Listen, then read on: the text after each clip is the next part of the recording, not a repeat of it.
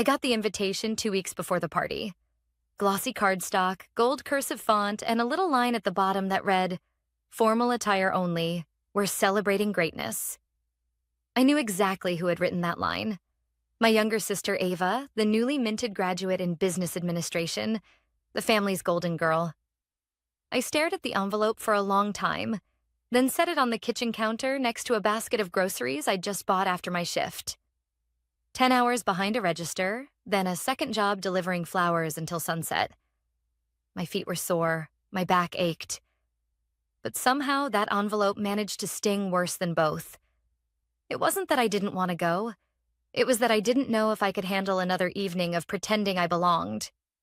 See, in my family, success comes with a specific look. A polished LinkedIn profile, expensive handbags, and Instagram-worthy vacation photos. I had none of those. What I did have was rent paid on time, groceries in the fridge, and a younger brother whose college fees I quietly helped cover when Dad forgot to. But none of that counted. Not to them. My mom called a few days later, voice sweet but rehearsed. "Kelly, I hope you'll come. Ava really wants you there." That was a lie. Ava hadn't said a real word to me in months. Not since Christmas, when I showed up in my work uniform because I didn't have time to change. She made a joke about my branded polyester couture as she opened a Dior gift set. Everyone laughed, but I still said yes, because that's what I do. I show up. The day of the party, I borrowed a dress from a friend at the flower shop. It was a bit tight in the chest and loose at the waist, but it was black and elegant and not a uniform, so it would do. I curled my hair, wore lipstick. I even took the night off both jobs, which meant I'd lose money, but I told myself it was worth it. The party was held at a rented rooftop in the city. White linens, champagne towers, a jazz band. I walked in alone. No one noticed. Not at first. Then Ava spotted me. She walked over in a satin dress that probably cost more than my rent, heels clicking confidently on the stone floor. "Kelly," she said, air-kissing both cheeks like we were strangers who only knew each other from mutual friends. "You look good," she said with a smirk that didn't quite reach her eyes. I smiled, tight-lipped. "You too." She turned before I could say more. That was Ava. Quick exits, even quicker judgments. I found a seat near the back, alone. No one asked me to join their table. I wasn't surprised. The champagne flowed, speeches were made. Ava's professors, her friends, even her old debate coach stood to talk about how she was going places, how she had drive, how the world better be ready. No one mentioned that she'd failed 3 math classes before Dad paid for a private tutor. No one mentioned how she'd crashed Mom's car and blamed a valet. But that's not how family stories work. We edit, we polish. Then came dinner. I ate slowly, savoring the overpriced food I hadn't paid for. Just as I reached for my glass of water, Ava stood up. She tapped her glass lightly with a spoon. "I just want to thank everyone for coming," she said, voice clear, rehearsed, perfect.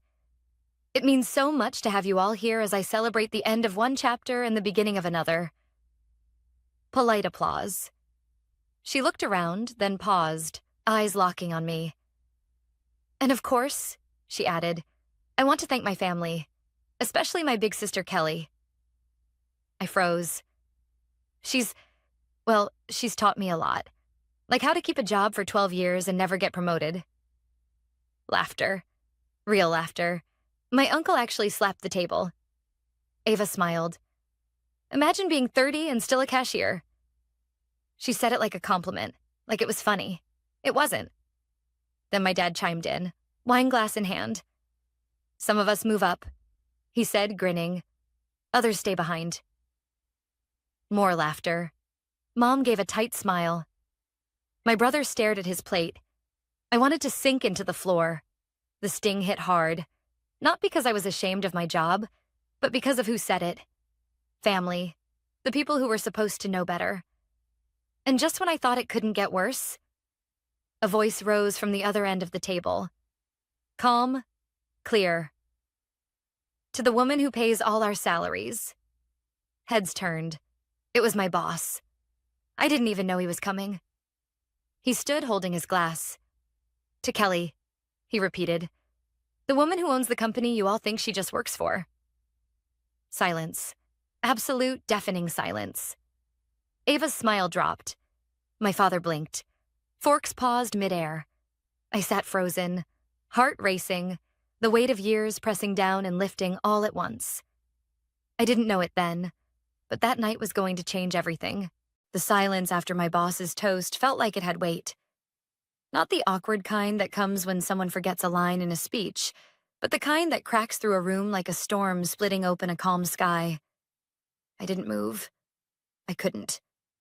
My hand hovered above my plate, my heart pounding like I had just been thrown into the center of a stage with no script. To Kelly, my boss repeated, glass raised, eyes locked on mine. The woman who built our logistics system from scratch. The woman who saved our company over $2 million last year by restructuring our supply chain during a crisis. The one who quietly made sure every one of you got your deliveries on time, even if you never knew it. The room stayed still. My dad slowly set his wine glass down. Ava opened her mouth, then shut it again. My boss took a sip and sat back down like nothing had happened. Just casually dropped a truth bomb in the middle of a party and left the crater behind. I looked around the room and saw confusion, then embarrassment, from the very people who had laughed just moments earlier. Still, no one said a word. Ava gave a quick laugh, forced and brittle. Wow, that was dramatic. No one laughed this time. The band played softly in the background again, like even they weren't sure what to do. I glanced at my mother. Her face was unreadable, but I could see her fingers tightening around her napkin. And my sister? She looked like someone had poured sour wine into her champagne. I wanted to say something. Anything. But I didn't. Not because I was afraid, but because the moment was already louder than anything I could add to it. Sometimes silence does the talking for you. So I reached for my water and drank slowly, like nothing had happened. Because the truth is, they all forgot who I really was. They remembered the cashier part. Yes. The uniform, the scanner, the way I smelled faintly like cinnamon rolls from my weekend bakery shifts. But they forgot what I did after work, who I became when the apron came off. They forgot the night shifts I worked teaching myself Excel, then advanced supply chain logistics, while Ava was out partying with the same friends now clinking glasses on her behalf. They forgot how I started my own logistics company from scratch, using YouTube tutorials, a beat-up laptop, and a couch that doubled as my bed for a year.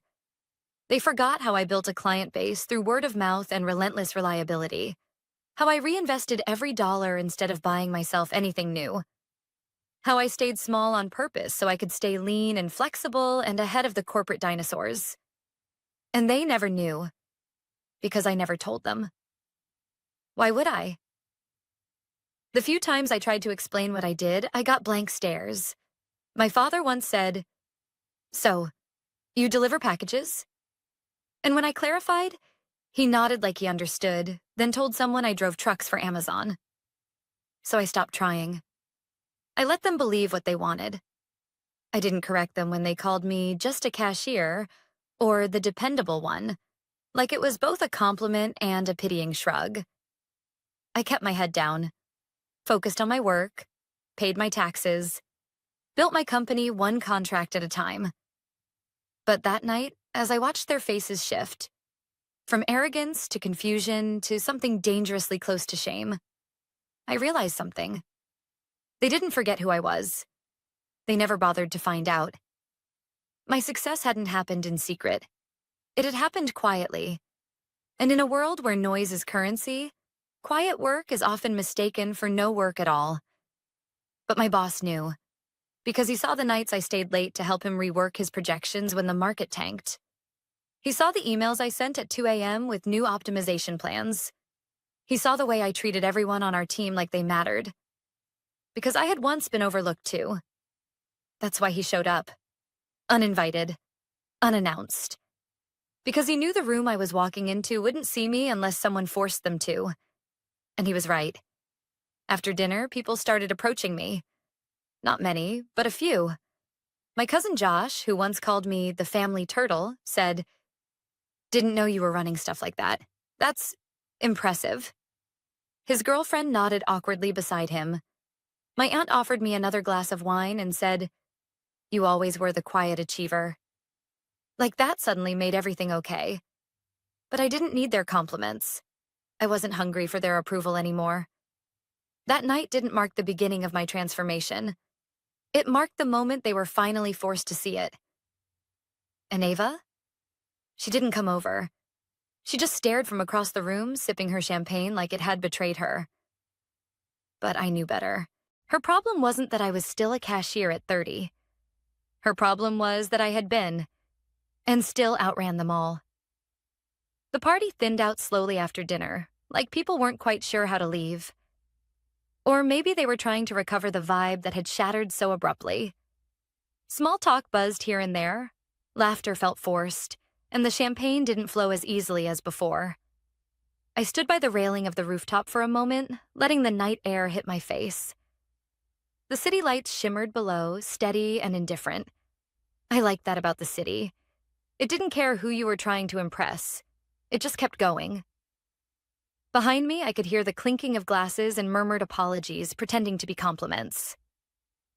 "Kelly, I had no idea." "Wow, logistics, huh? You must be so proud of yourself." As if they were all just catching up to the reality I had lived for years. I didn't respond much. Just nodded, smiled politely, and let them say what they needed to say to make themselves feel better. Because that's what it was. Guilt wrapped in awkward admiration. No one asked how I did it. No one asked why I worked 2 jobs for years. No one asked what it cost me. They didn't ask about the nights I came home so tired I forgot to eat. The weekends I skipped outings because I couldn't afford the gas and the groceries. The birthdays I spent alone, because building something from nothing means sacrificing everything. Even time with people who didn't value you to begin with. They didn't ask about the relationship that fell apart because my partner didn't understand why I kept choosing my goals over date nights, or how I once sold my car to cover a surprise tax bill and commuted 2 hours by bus while managing a growing team of drivers remotely. They didn't ask because it would have required seeing me, not just as the big sister, or the family cashier, or the quiet one, but as a whole, complex woman who chose the long road without applause. And if there's one thing my family didn't do well, it was acknowledging the parts of life that weren't pretty. I turned away from the city lights and headed back toward the main area. My mother was talking to Aunt Janice, nodding along as she always did, trying to blend in. That was her way. Go along, keep the peace, don't rock the boat. I used to resent her for it. But now I just understood that survival looks different for everyone. When she saw me approach, her eyes widened slightly. "Kelly," she said, adjusting her purse strap unnecessarily. "Your dress looks really lovely tonight." I raised an eyebrow. My mother didn't give compliments unless they came with a side of concern. "Thanks," I said carefully. She hesitated, then added, "I didn't know you'd built something like that." "You never said." "I did," I replied. "You just didn't listen." It came out sharper than I intended, but I didn't take it back. She looked down at her drink. "I'm listening now." We stood in silence for a moment. I didn't need her to apologize. I just needed her to stop pretending that her silence hadn't meant something. That her constant worry about how I looked to the neighbors, how I dressed, who I dated, hadn't shaped the way the rest of the family treated me. "You know," she said finally, "Ava's under a lot of pressure. She's still figuring things out." I nodded. So was I, at 22, and no one toasted me back then. She didn't respond, maybe because there wasn't anything to say. I walked away before she could say something empty like, "We're proud of you," because I wasn't sure it would land right. I didn't want pride. I wanted recognition. I found my boss near the bar, speaking with one of our drivers who had stopped by for a quick hello. When he saw me, he gave me a small nod. I hope you don't mind me saying something earlier, he said. I just couldn't sit through that. I don't mind, I said. I didn't know you were coming. He smiled. Your assistant sent me the invite. Said you wouldn't. I blinked. Sophie? He nodded. She said, Kelly won't tell you, but she deserves someone in that room who actually sees her. I swallowed hard. Sophie was 21, new to the company, but she already understood more than half my relatives ever did. Thank you, I said quietly. You built something people would kill for, Kelly, he said. And you did it without a roadmap. I just thought they should know. I nodded. I wanted to cry, but I didn't. Not there. Not yet. Back near the dessert table, Ava was laughing with her friends again, but the edge in her voice was different now. It was tighter. Forced. She caught my eye once, and I swear there was something in her face I couldn't read. Rage, maybe? Or fear. Because when you're always the center of attention, someone else being seen feels like a threat.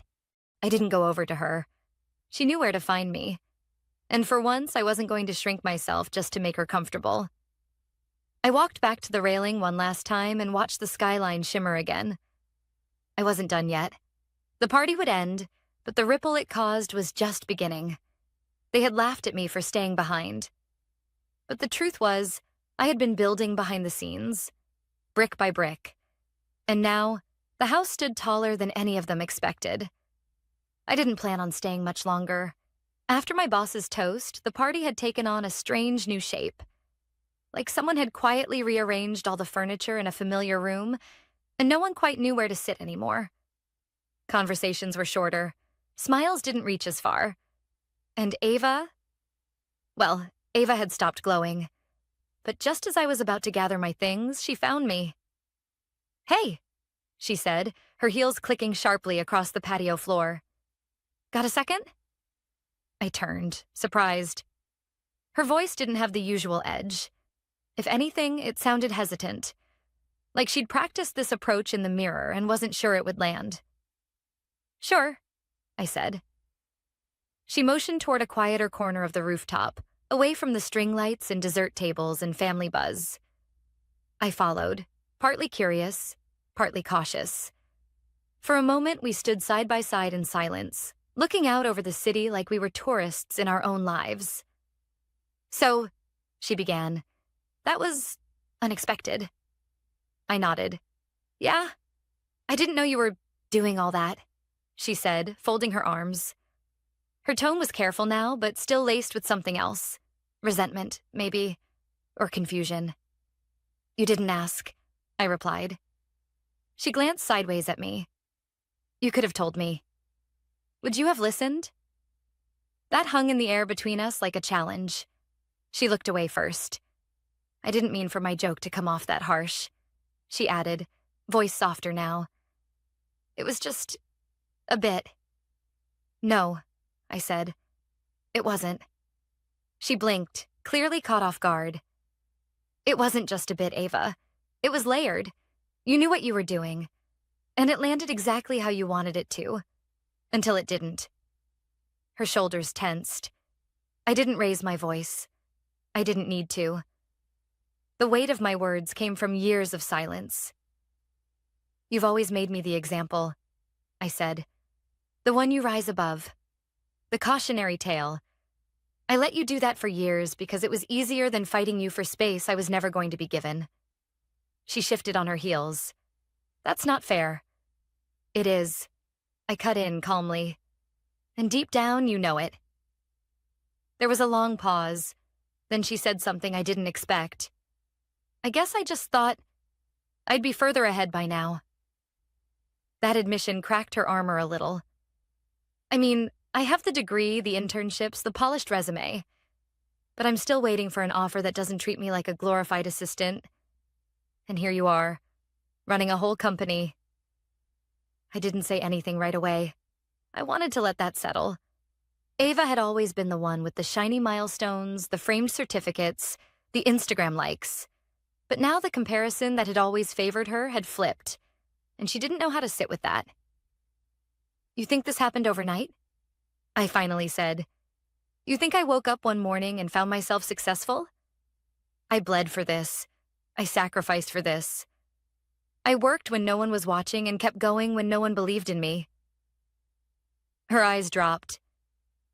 And just because you didn't see it, I continued, doesn't mean it didn't happen. She looked at me, something flickering in her expression. Regret, maybe. Or the first crack in a long-held delusion. I don't know how to be okay with not being the favorite anymore, she whispered. I think I made you smaller so I could feel bigger. It was the first honest thing she'd said to me in years. I nodded slowly. I know. The thing is, I wasn't angry anymore. Not really. What I felt was something colder, something cleaner. Clarity. I wasn't standing here waiting for her apology. I didn't need her validation. What I needed was exactly what I'd already given myself.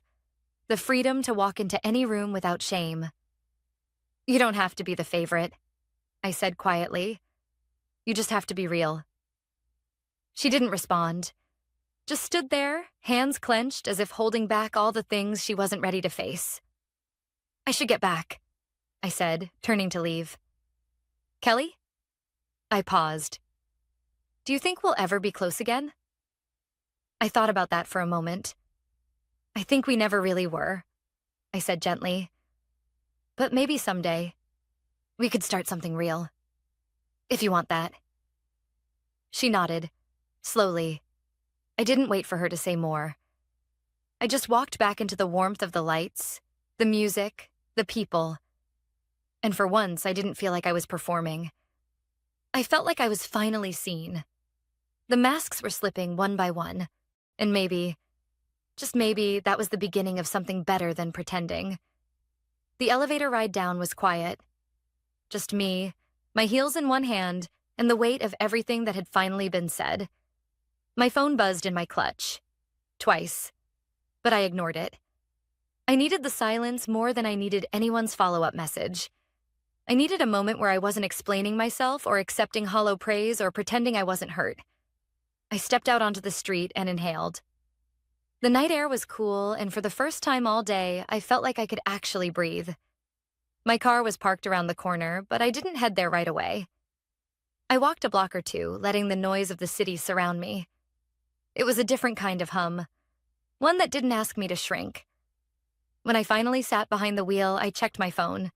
The first text was from Sophie. Sophie, your boss came through. Told you the universe would balance itself eventually.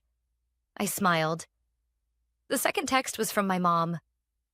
Mom, I'm sorry, Kelly. For a lot of things, I didn't know how to be different. I'm trying. I stared at the screen for a long time. She had never said those words before. Not when Dad dismissed me at the dinner table. Not when Ava made her passive-aggressive jokes. Not even when I showed up in tears one night years ago after a breakup and she simply offered me tea instead of comfort. But here it was. A sentence. Small, imperfect, maybe even too late. But it was something. I didn't reply. Not yet.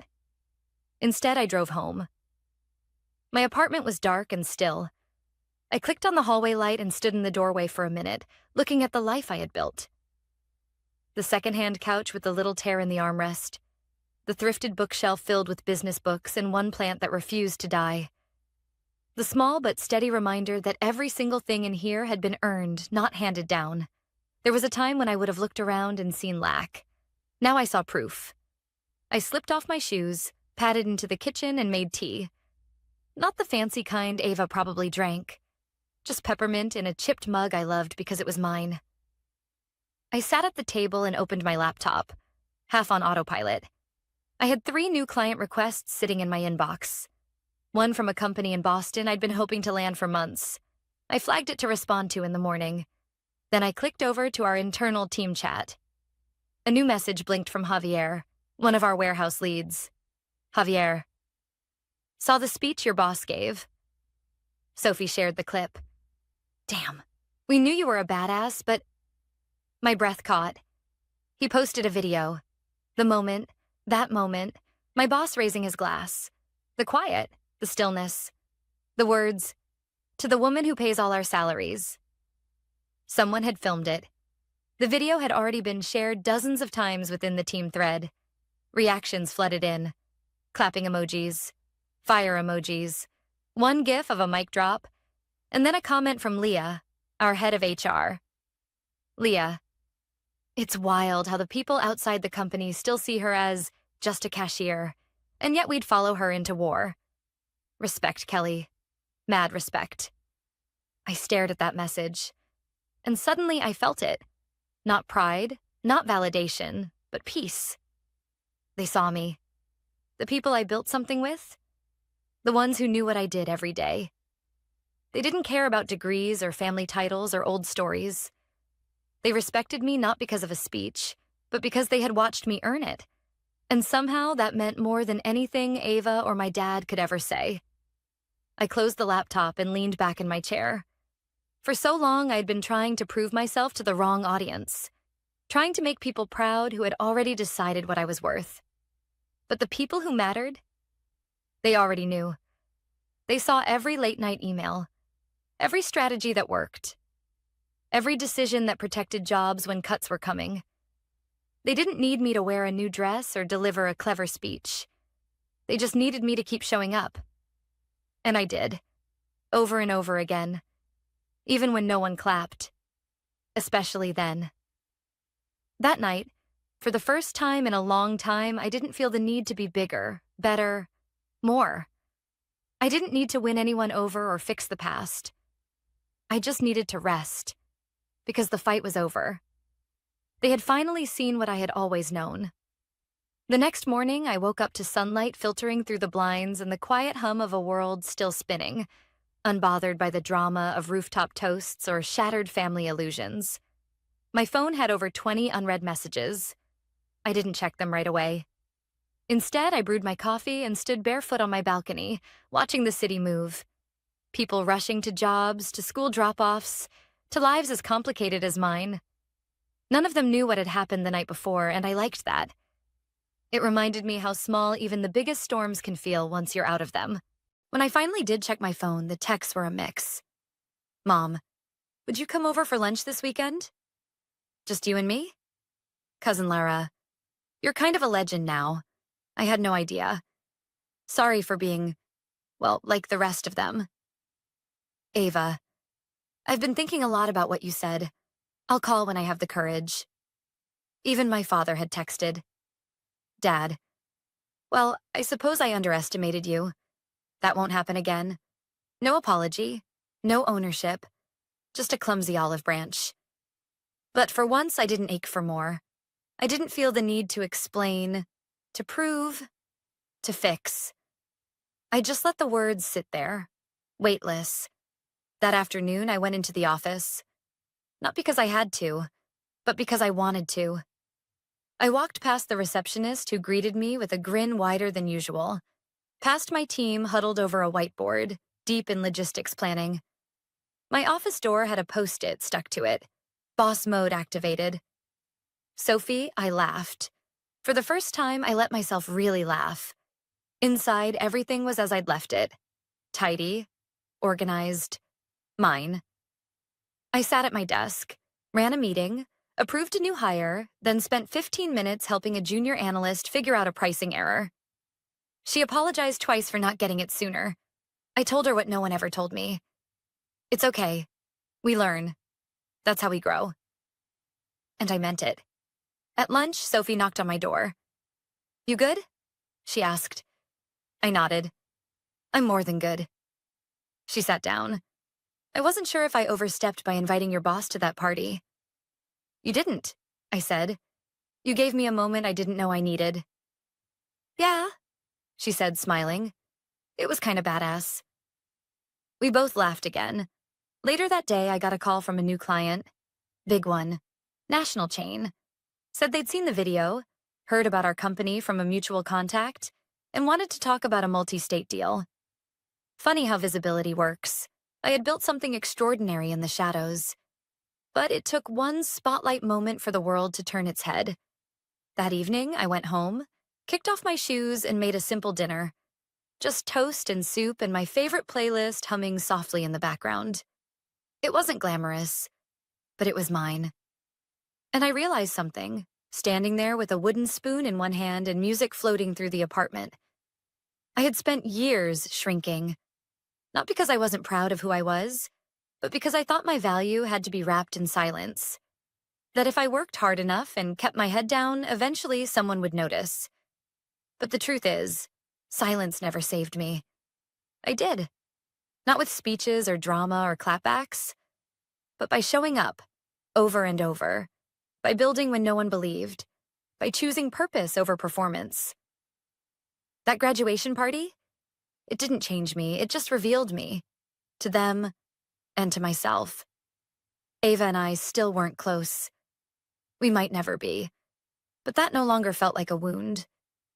It just felt like truth. Some relationships aren't meant to be fixed. They're meant to teach you where to draw your line. My mother and I had lunch that weekend. We talked, really talked, for the first time in years. She listened more than she spoke. And when I stood to leave, she hugged me tighter than I expected. She didn't say sorry again, but I didn't need her to. The silence had finally shifted. I still get texts from people who were at that party. Some say they regret laughing. Some say they admire me. Some ask for advice. And some just say thank you. But here's the thing. I don't live for their thanks. I live for the version of me who once sat in a break room at 11 p.m. with sore feet and a dream so fragile it felt ridiculous. The woman who didn't quit, who didn't shrink, who refused to be defined by what people saw on the surface. That's who I do it for. That's who I honor. And if you're reading this, if you've ever been underestimated, dismissed, made the joke, or felt like you had to apologize for your survival, I want to tell you something I wish someone had told me sooner. You don't need to get louder to be heard. You just need to stop shrinking. Your story is enough. Your strength is enough. You are enough, just as you are. And if someone ever tries to laugh at that again, let them. And then, like I did that night, stand up, look them in the eye, and walk out steady, head high, heart whole. Because the best revenge isn't a comeback. It's never having needed their approval in the first place.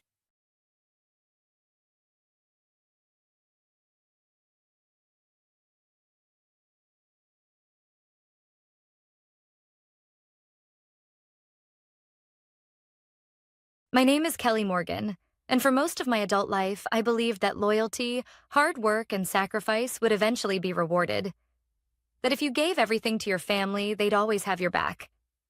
I believed that, until the Friday afternoon I found out my parents had secretly made my younger brother CEO of the company I practically built from scratch. But let's rewind. Before the betrayal, before the fallout, before the silence between us turned into a war, I was proud, fiercely proud, of what we'd created, of what I had created. I was 29 when I took over operations at Morgan and Company.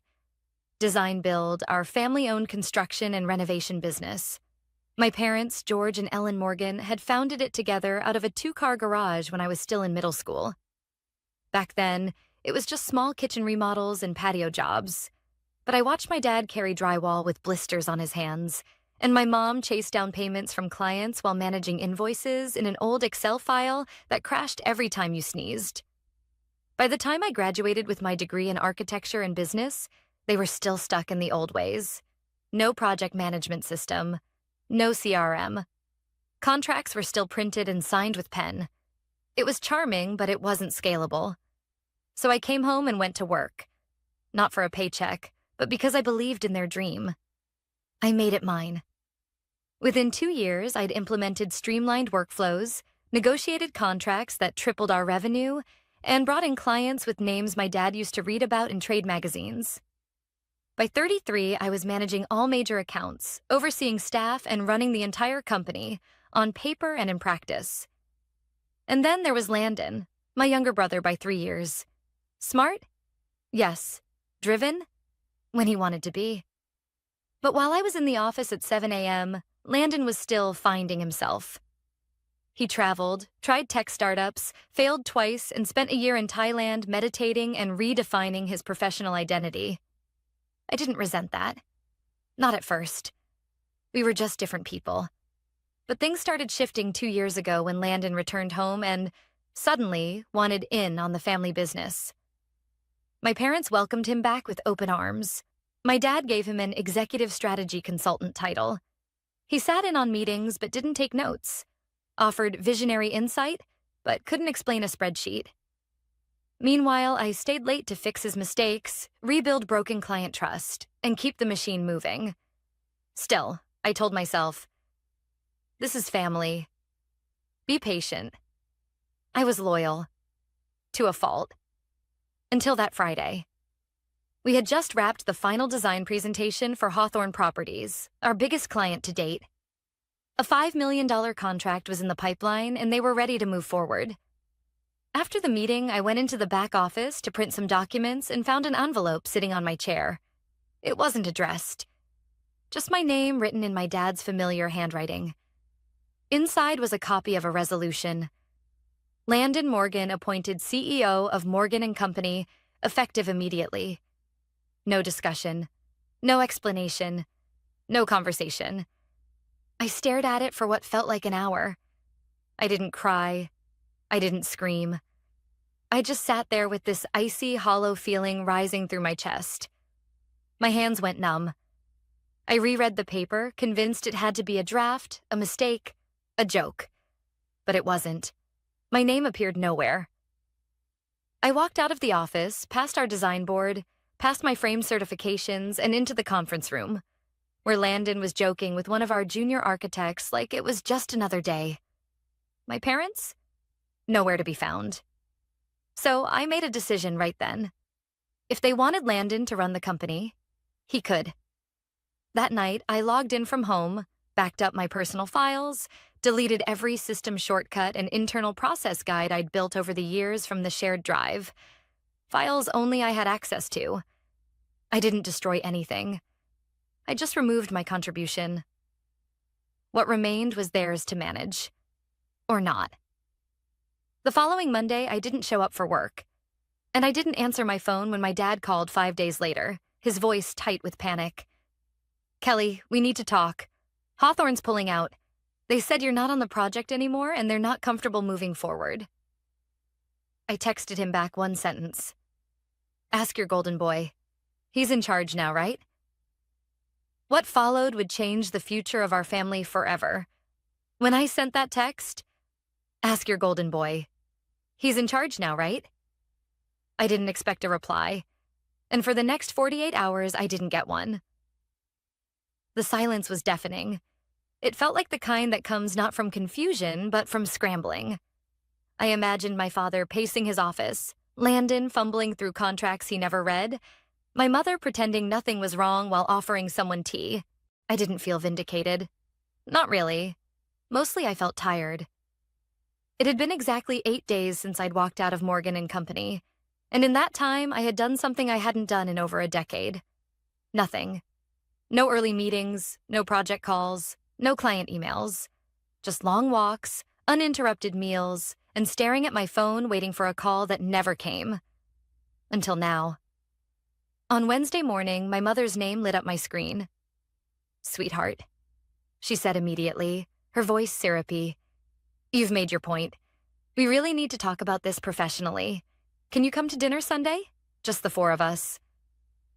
I paused. Dinner. Like this was just a minor disagreement over Thanksgiving plans and not a betrayal that upended my career. But I agreed, because I needed to look them in the eyes and see if they even understood what they'd done. Sunday came, and I pulled into my parents' driveway at exactly 6 p.m. The porch light was on, and inside I could already hear my dad's booming laugh and the clinking of wine glasses. I stood at the front door for a few seconds longer than I needed to, steadying my breath. Landon opened the door. "Hey, Kel," he said like nothing had happened. Like we weren't on opposite sides of a war no one acknowledged yet. I walked past him without responding. The dining table was already set. Mom was in her usual apron, pulling something out of the oven. Dad sat at the head of the table, flipping through a leather-bound notebook. His strategy notes, I assumed. I sat down without a word. "So," my dad said after some obligatory small talk, "let's talk about how we move forward. We've had a rough couple of days with Hawthorne, but I think we can salvage it. Landon's putting together a revised proposal and—" I held up my hand. "I'm not here to fix things," I said calmly. "I'm here to ask a simple question. Why?" He blinked. "Why what?" "Why did you name Landon CEO behind my back?" I asked, staring directly at him. "No discussion. No notice. After everything I've done for the company." The room fell silent. My mother busied herself pouring wine, avoiding eye contact. My father sighed and leaned back in his chair. "Kelly, you've always been the backbone of the business. No one denies that. But you're operational. Landon is a visionary. He has ideas. Big ideas." I almost laughed. "Ideas? You mean like launching a social media campaign with no budget or pushing for a $200,000 office remodel mid-Q4? "He's learning," Mom chimed in. "And he's good with people. He connects with the younger team members." "So you gave him the company?" I asked. "You made the one person who doesn't understand contracts, vendor negotiations, or licensing the CEO?" "You were burning out," Dad said, as if that justified it. "You never took vacations. You were always working late. We thought maybe it was time to give you some space. Let you breathe." "You thought stabbing me in the back would help me breathe?" I snapped, my voice rising. "You didn't relieve me. You replaced me." Landon finally spoke. "It wasn't like that, Kel. I didn't ask for this. Dad came to me and said you needed a break and that I could help take things off your plate." I turned to him. "And you said yes. You took the title, the office, the authority, and didn't think to ask why your sister, the one who's built that company, was suddenly taking a break without knowing it?" He looked down at his plate. Mom reached for my hand, but I pulled back. "You didn't just hurt me," I said quietly. "You jeopardized everything I built. Our systems, our client trust, our growth. Hawthorne wasn't just a big contract. It was our entry into the luxury build market. You let them walk away." Dad looked visibly uncomfortable now. "They'll come back." "They won't," I replied. "They've already signed with Brenner Group." I checked my words landed like a slap. That's when my dad finally dropped the bravado. "What do you want, Kelly?" he asked, the tension in his voice barely controlled. "We're in a crisis. Do you want to see us fail?" "I want to be respected," I said. "I want to be valued. And clearly that's not possible with Landon as CEO and me working in the shadows." He didn't respond. No one did. So I stood. "Enjoy your dinner," I said, reaching for my coat. "And good luck with your visionary." As I stepped outside into the cold evening air, I realized this wasn't just about a title. It was about finally standing up for my worth, even if that meant watching everything I helped build fall apart without me. The storm was only beginning. But for once, I wasn't afraid of the fallout. You'd be surprised how loud silence can be. It's not just the absence of sound. It's the echo of everything that's not being said.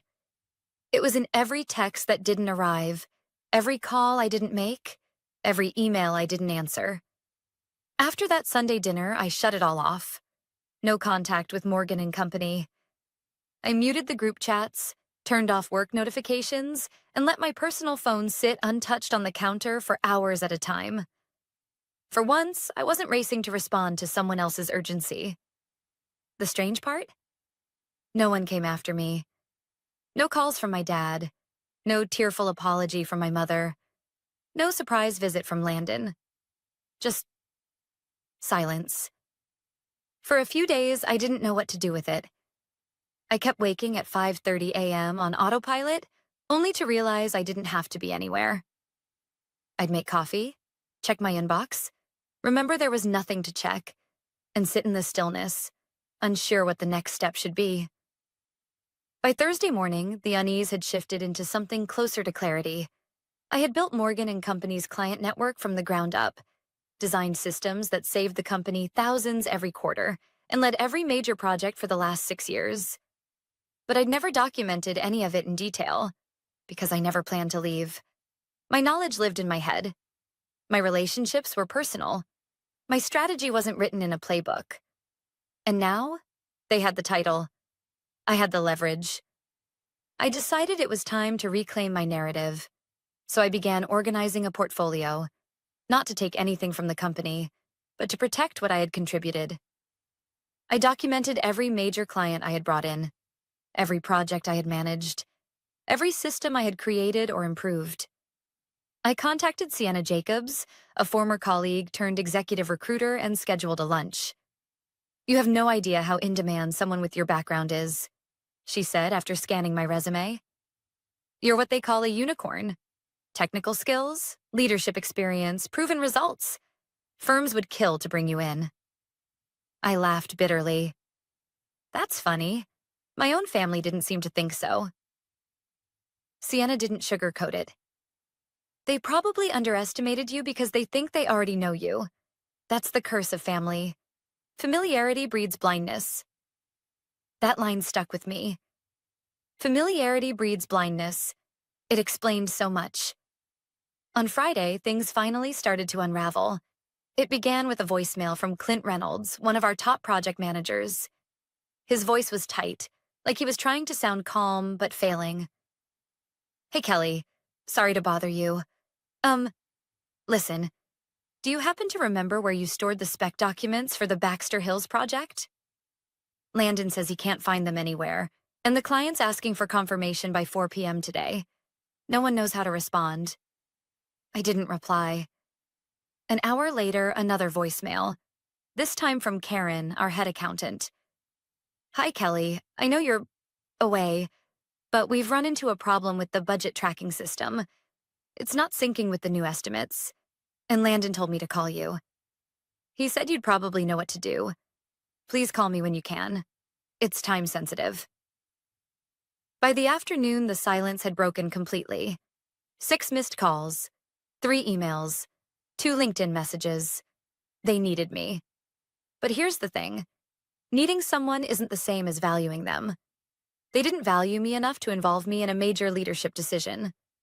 They didn't value me enough to warn me before pulling the rug out from under me. But now that things were breaking, suddenly I was indispensable again. That evening, I went for a walk through a nearby park, letting the cold wind sting my cheeks. I passed a group of kids playing on a jungle gym, 2 dogs chasing each other in the grass, and a man sitting on a bench sipping hot tea out of a thermos. Life kept moving. Even when yours falls apart, the world doesn't stop. And for the first time in weeks, I didn't feel behind. I wasn't racing. I wasn't carrying anyone else's weight. I was just existing. And that was enough. When I got home, I poured a glass of wine, lit a candle, and sat on my balcony watching the sunset. Somewhere in the distance, I heard a siren, then silence again. This time, it didn't feel heavy. It felt peaceful. Then my phone lit up again. "Dad." No voicemail. Just a text. "Call me." "It's urgent." I stared at it for a long time before responding. "What's wrong?" The reply came instantly. "We lost the Wexler contract. $2.3 million. They said they don't trust Landon's leadership." A pause. Then another message. "Please come back." I didn't reply. I didn't need to. They were starting to learn the cost of silence. The Wexler account was the second major client to walk in less than 2 weeks. And judging by the urgency in my father's messages, they weren't going quietly. Apparently, the Wexler project team had emailed 5 times about missed deadlines and confusing directives. When no one responded professionally, they escalated to the CEO, Landon, who told them to chill out and trust the process. They didn't. They pulled out. $2.3 million in projected revenue, gone. And suddenly the title of CEO didn't feel so shiny anymore. By Monday morning, I had a dozen missed calls from my father. I didn't answer a single one.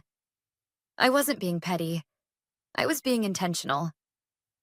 For years, I jumped the moment they needed something. I put out fires I didn't start, fixed mistakes I didn't make, and smoothed over contracts I wasn't even allowed to sign. But this wasn't my fire to extinguish. Let them sweat. Let him lead. That evening, I got a knock at my door. Not a text. Not a call. A knock. I wasn't expecting anyone, and for a split second, I considered not answering. But curiosity got the better of me. It was my mother. She stood there holding a Tupperware of her famous baked ziti like this was any other visit, and not a peace offering wrapped in marinara sauce. "Hi, sweetheart," she said softly, stepping back like she wasn't sure if I'd slam the door in her face. I didn't. I stepped aside and let her in. The apartment smelled like lavender and clean laundry, the way I liked it. I hadn't cooked in days, mostly just ate leftovers and things that didn't require thought. But somehow the scent of her food triggered memories I didn't expect. Of birthdays, late-night study sessions, family dinners after long work days. She set the dish on the counter. "Your father's struggling," she said gently. "Landon is in over his head. We didn't know how much you did until you weren't there to do it." I leaned against the kitchen island. "Is that supposed to make me feel better?" "No," she admitted. "It's just the truth." I crossed my arms. "So now that everything's falling apart, I'm useful again?" She flinched as if the words had stung. "We made a mistake." I stayed silent. She continued. "Your father thought Landon needed a win. After all his failures, after bouncing around, we thought maybe this would help him grow up." "So you handed him my life's work?" I said, the anger rising again. "You gave him everything I'd earned because you wanted to fix him?" "It wasn't meant to hurt you," she said quickly. "We thought you'd always be there. You were the constant, the one we could rely on. And you exploited that." My mother's shoulders sagged. "I don't know how to fix this, Kelly. But we want to. Please come back." I shook my head slowly. "I'm not coming back to the same position, the same hierarchy, the same expectations. You made it clear who you value and who you don't." She stepped closer, lowering her voice. "Then what would make it right?" The question hung in the air, and for the first time, I allowed myself to say what I hadn't dared even admit out loud. Control, respect, ownership. Her eyes widened. "You want to be CEO?" "No," I said firmly. "I want equity, real power, decision-making authority, and I want Landon out of the driver's seat." "That would destroy your father," she whispered. "No," I replied. "The decision he made is what's destroying him. I'm offering him a way out." She looked at me for a long time before nodding slowly. "I'll talk to him." "I'm not negotiating," I added. "I'm not coming back just to save what's left. If I return, it's on my terms." That night, I emailed my lawyer friend Jasmine Patel and asked her to review the company's bylaws, ownership structure, and the CEO appointment resolution. If they wanted to talk, I was going to be ready. Because I wasn't just reclaiming my position, I was redefining my role entirely. The next day, I got an email from an address I hadn't seen in a while. Westmore Capital Group. One of their managing directors had worked with me on a commercial project 2 years ago. They were looking for a director of strategic operations, 6-figure salary, signing bonus, relocation assistance, and total creative control. Funny how your value skyrockets the moment you stop begging people to recognize it. I didn't say yes, but I didn't delete it either. That afternoon, my phone buzzed with a message from my father. "We'd like to meet. No assumptions, no pressure. Just a conversation. Tomorrow at 2 p.m. at the Riverstone Club." It was happening. I was done waiting for them to see me. Now, they were coming to me. And this time, I wasn't showing up as the daughter. I was showing up as the one who had built the empire they were now struggling to hold on to. I arrived at the Riverstone Club 5 minutes early. I wore a navy pantsuit, not the same one I used to wear to Morgan and Company strategy meetings, but a new one. A symbol, a statement. I wasn't coming back to reclaim what I lost. I was here to renegotiate what I was worth. The restaurant was quiet, white tablecloths, muted jazz playing in the background. A place you choose when you're trying to look composed while everything is falling apart. My parents were already seated at a corner table, my father stiff and unreadable, my mother giving me a hopeful but anxious smile. Landon was there too, which surprised me, but not enough to throw me off. "Kelly," my dad said with a nod as I approached. No hugs, no warm greetings, just business. I sat down slowly, keeping my expression neutral. "Let's get to it." He cleared his throat. "First, I want to say, we underestimated your contribution. That's on me. I thought I was making a decision for the long-term health of the company, but I ignored the fact that you were the company's health." I waited. "I also assumed you'd never leave," he admitted, his voice quieter now. "That you'd push through, keep the ship sailing, and I took advantage of that. For that, I'm sorry." A long pause. It wasn't a full apology, but it was more than I expected. My mother jumped in. "We've been discussing options, ways to make this right, but we want to hear from you first." I looked at all three of them, letting the silence stretch. Landon wouldn't meet my eyes. Then I spoke. "I'm not coming back to be an employee. I'm not coming back to fix mistakes that someone else made while still being expected to defer to him." I turned to Landon. "You wanted to be CEO. You took the title. You accepted the responsibility. And now, you're bleeding clients and calling me for help." He bristled. "I didn't ask for this to go the way it did. I just thought—" "You thought what?" I interrupted. "That you could skip the years of grinding work and step into the spotlight because Dad handed it to you? That you could manage a multi-million-dollar business without knowing how to read a profit and loss statement?" His jaw tightened, but he didn't argue. He knew I was right. I took a breath and leaned forward. "Here are my terms," I said, placing a typed sheet in front of my father. 35% ownership, executive voting rights, co-CEO structure. Landon handles vision and client-facing work. I handle operations and strategic execution. All major decisions require both signatures." His eyes narrowed. "That's a lot. It's what I'm worth." He scanned the paper. "This would give you equal control." "Exactly," I said. "Not more, not less. Equal." My mother looked between us. "What about the staff? The clients? Won't they be confused by the shift in leadership again?" I smiled slightly. "They're already confused. Right now, clients don't trust the company because the leadership is unstable. You bring me back with clarity and authority, and you don't just stop the bleeding. You rebuild trust." My dad exhaled sharply. "And if we say no?" "I walk," I said. "Permanently. I'll go to Westmore Capital. They've already offered me a director role, and they're more than willing to let me bring clients with me, including Anderson and Wexler." My father looked genuinely rattled now. "You'd really do that?" "I'd rather build something from scratch again than continue propping up something that devalues me." Landon finally spoke. "What if I step down as CEO?" I blinked. He shrugged. "Let's be honest, Kelly. I'm in over my head. I thought I could handle it, but I've been treading water since day one. The pressure, the decisions, it's not what I thought it would be." His voice cracked slightly. "I don't want to be the reason we lose everything Dad and Mom built.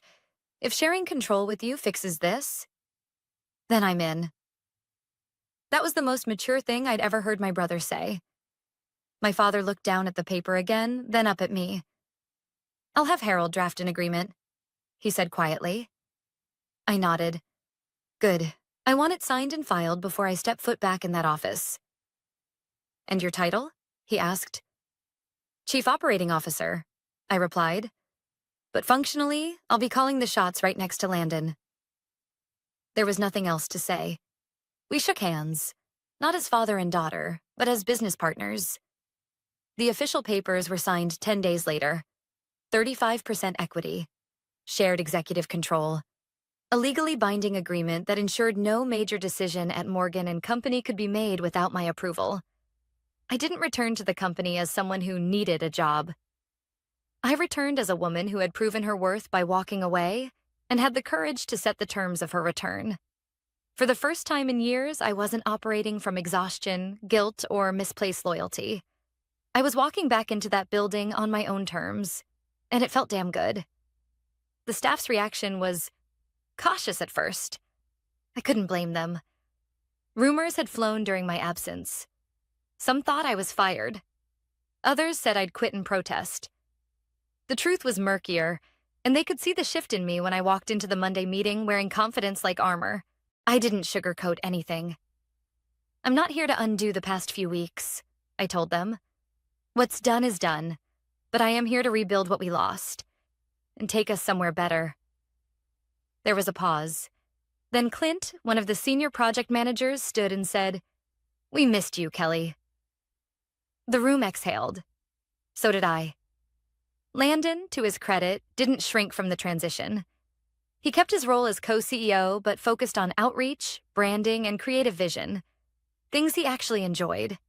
And he got better. He listened. He stopped trying to act like a boss and started acting like a teammate. We weren't best friends, but we were finally aligned. My father? He struggled. Not with my leadership, but with his ego. Watching his daughter command board meetings, renegotiate vendor contracts, and win back the Anderson account was a hard pill to swallow. The same daughter he once told to stay in her lane was now redefining the highway. But eventually, even he came around. 3 weeks after I returned, he stopped by my office. No tie, just khakis and a weathered company polo. "I watched the way you handled the Wexler damage control," he said, nodding toward the glass wall of my office. "You didn't just clean it up, you salvaged the relationship." "Because I knew how they thought," I said simply. "I've been building that trust for years." He nodded again, then looked down. "I should have seen it sooner." I didn't say, "You should have." He already knew. Instead, I said, "You see it now." That's what matters. That night, I stayed late. Not because I had to, but because I wanted to. I was redesigning our client onboarding strategy and couldn't stop scribbling ideas. At 7:45 p.m., the office lights clicked off one by one as the last of the staff left for the evening. I stood by the window, looking out over the city. Everything looked different now. It wasn't about revenge anymore. It was about reclaiming what was mine and making it better. And I wasn't just building a company. I was building a life where I no longer had to prove my worth. A life where I was valued, seen, and respected. 2 months later, Morgan and Company secured its biggest contract yet, a $7.2 million commercial development downtown. The client had heard about our leadership transformation and told me directly, "We want to work with whoever's responsible for saving your company from collapse." Funny how things come full circle. And as I walked out of that meeting, contract in hand, I got a text from my mom. "Sunday dinner? Just us. No business talk. I promise." I smiled. Maybe, just maybe, we were healing. That evening, as I sat on my balcony, sipping wine and watching the city skyline flicker to life, I reflected on everything that had happened. The betrayal, the silence, the walkout, the reckoning, the rise, the rebirth. If there's one thing I've learned, it's this. Loyalty means nothing without respect. Family means little without truth. And silence doesn't make you weak. Sometimes it makes you powerful.